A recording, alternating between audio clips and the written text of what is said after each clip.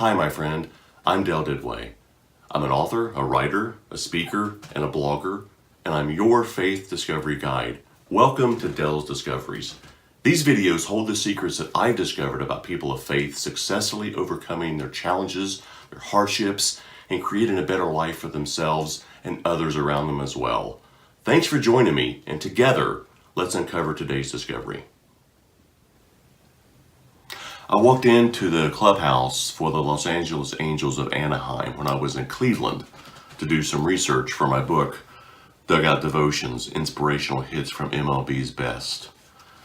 My target for this time was Albert Pujols. Obviously, if you know anything about baseball, that name jumps out at you.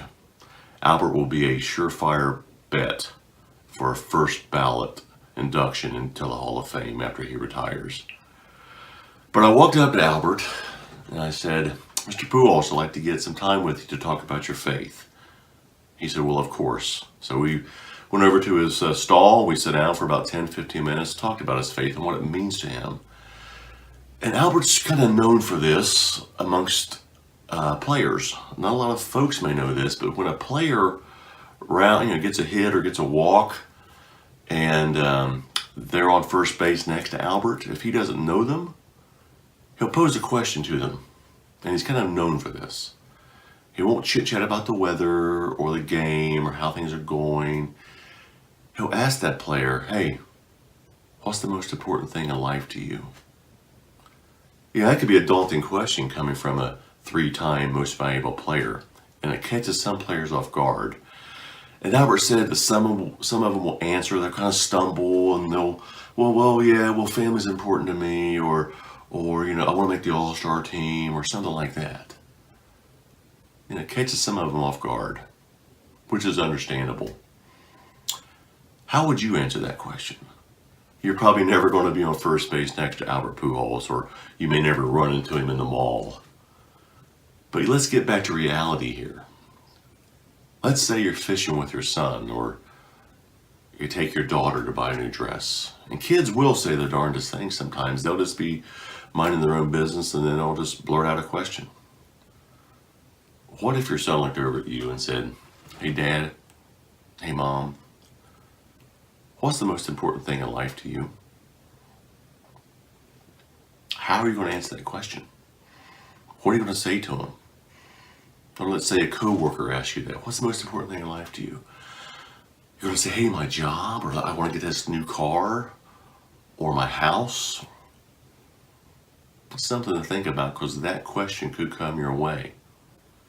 Better yet, be prepared to answer that question. Live your life so people will ask you that question, that you'll invite it. They'll say, hey, how come you smile all the time? Or how come you're happy all the time? Or you talk about church all the time? Or I've seen you pray over your meal at times? Or how come you keep that Bible on your desk? What's that mean to you? Be prepared to answer that question. And also be prepared to ask the question to somebody. It's a great way to get a discussion going. So what I've discovered over the last several years is if you project a joy, if you're happy, if you have a song in your heart, you may be inviting that question, and that would be a great opportunity to talk about the Lord to somebody. So if you've liked that chapter or liked that example, that's chapter 2 in my book, Dugout Devotions, Inspirational Hits from MLB's Best. You can get this book from New Hope Publishers. You can also get it at Amazon. You can also buy it at Barnes & Noble or Books A Million, wherever books are sold.